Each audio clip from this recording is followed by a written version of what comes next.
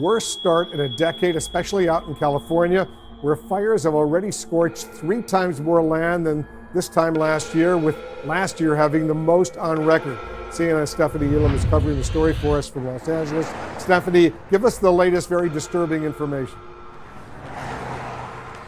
What's really disturbing, Wolf, is when you look at these numbers is that we are ahead of schedule if you would compare it to last year, which was that worst on record. It's already looking bad. I just checked in with CAL FIRE to take a look at the numbers, and right now we are 266% seeing more acreage burned at this point last year than at this same point last year, with last year being that record number. Also, last year overall, 4.1 million acres or so were burned. Right now, we are looking at around 142,000 plus acres burned, but at this point last year, it was about 38,000 plus acres that were burned.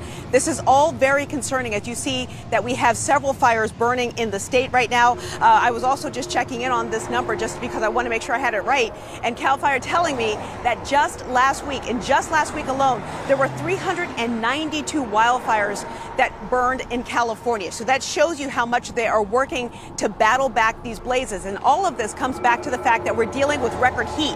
We're seeing super high temperatures really early in the year this year. They were starting in the springtime, and that led to some melt off of the snowpack. And as you know, the snowpack is where we derive our water. The other issue is that because the ground was so parched, a lot of that water just went back into the earth and then didn't make it down. And then with these high temperatures, we're seeing evaporation being a huge part of the problem for our reservoirs in the state. So that is affecting it. And when you get really dry earth, that leads to more of these high temperatures, which then leads to more drought. All of that coming together, and everyone I have spoken to, Wolf, making it very clear that what is at play here is climate change.